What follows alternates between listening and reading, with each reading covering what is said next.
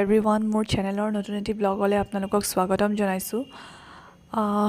মই যোৱা 5 বছৰে বহুকেইটা পৰীক্ষা ফেইল হৈছোঁ, গভৰ্ণমেণ্ট এক্সামৰ পৰীক্ষা ফেইল হৈছোঁ। লাইক APSC ইণ্টাৰভিউলৈকে গৈ মোৰ ক্লিয়াৰ নহ'ল দুবাৰ, আৰু ADREও স্কিল টেষ্ট দি ফালেও মোৰ ক্লিয়াৰ নহ'ল। আৰু এতিয়া মই ভাবিছিলোঁ যে এক্সাম আৰু প্ৰস্তুতি নচলাওঁ, কিন্তু মনটোৱে নামানে। আকৌ মই আগন্তুক APSC CC 2026ৰ বাবে প্ৰস্তুতি চলাম বুলি ভাবিছোঁ। আৰু মই মোৰ এই ইউটিউব চেনেলৰ জৰিয়তে মই সকলোবোৰ ভিডিঅ' মই কেনেকৈ কি প্ৰিপেৰেশ্যন কৰোঁ সেইবোৰ মই এজ আ মেমৰি হিচাপত, একাউণ্টেবিলিটি হিচাপত মই ৰাখি যাম বুলিয়েই ইউটিউব চেনেলটো একচুৱেলি খুলিছোঁ। আৰু আজি মোৰ প্ৰিপেৰেশ্যন ষ্টাৰ্ট কৰা প্ৰথম দিন হয়।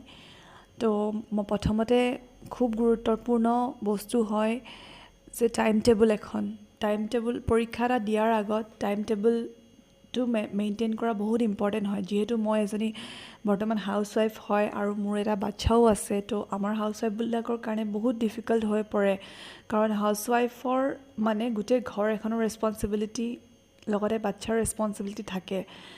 তো হাউচৱাইফ জবটো ইমান ইজি নহয়, তাৰ উপৰিও প্ৰিপেৰেশ্যন টাইম মেনেজ কৰিব অলপ দিগদাৰ হৈ যায়। তো আমাৰ কাৰণে এখন টাইম টেবুল বহুতেই ইম্পৰ্টেণ্ট হয়, আমাৰ নিচিনা এক্সপিৰিয়েঞ্চবোৰৰ কাৰণে। আৰু মই এই ভিডিঅ'টোৰ জৰিয়তে সকলো হাউচৱাইফক মই এনকাৰেজ কৰিব বিচাৰোঁ যে আপোনালোকেও ঘৰুৱা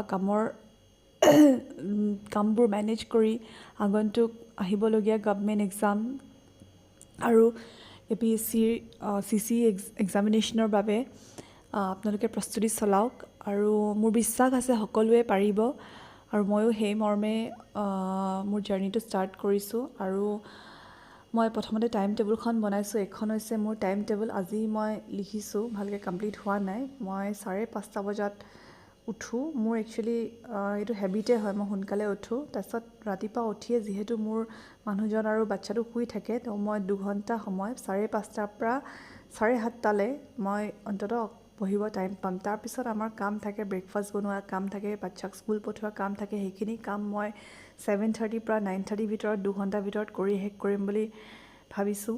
তাৰপিছত আৰু মই 9:30 ইহঁতক স্কুল পঠাই, হাজবেণ্ডক অফিচ পঠাই 9:30 পৰা 11:30 2 ঘণ্টা মই আৰু পঢ়িম বুলি হাতত লৈছোঁ। তাৰপিছত ঘৰুৱা কাম থাকে, যেনে স্কুলৰ পৰা বাচ্ছা অনা, বাচ্ছাক গা ধুওৱা, খুওৱা, নিজে গা পা ধোৱা, তাৰপিছত লাঞ্চ বনোৱা। এইখিনি কাম মই 2টা বজাৰ ভিতৰত শেষ কৰিম বুলি ভাবিছোঁ। 2টা বজাত শেষ কৰি ফালে মই আৰু এটা বস্তু লিখিব পাহৰি গৈছোঁ, 2 ঘণ্টামান ৰেষ্ট।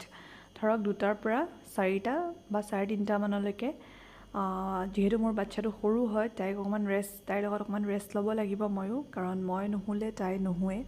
তো সেই ৰেষ্ট লোৱা সময়খিনি মই 2টাৰ পৰা 4টাৰ ভিতৰত ৰাখিছোঁ। এইটো মই লিখিব পাহৰি গৈছোঁ, এতিয়া মই লিখি দিছোঁ ইয়াতে। তো সেইটো মই এনেকৈ 2 ঘণ্টা টাইম এটা ৰেষ্টৰ কাৰণেও ওলাই লৈছোঁ, যিটো খুবেই ইম্পৰ্টেণ্ট হয় এজন এক্সপিৰিয়েণ্টৰ বাবে, কাৰণ আমাৰ ব্ৰেইনটোক ৰেষ্ট দিয়াটো বহুত ইম্পৰ্টেণ্ট হয়। তাৰপিছত এক্সাৰচাইজ কৰাটো ইম্পৰ্টেণ্ট। তো মই জিম যাম 6:30 পৰা 8:30 ভিতৰত। তাৰপিছত আহি গা পা ধুই ডিনাৰ কৰিম 8:30 পৰা 9:30 ভিতৰত।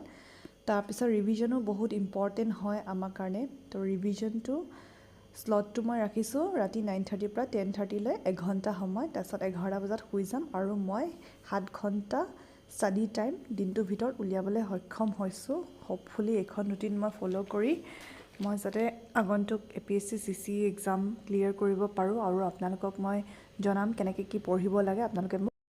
আৰু ফৰ এনি হেল্প মই আপোনালোকৰ লগত সদায় আছোঁ। মোৰ চেনেলটো ছাবস্ক্ৰাইব কৰি দিব।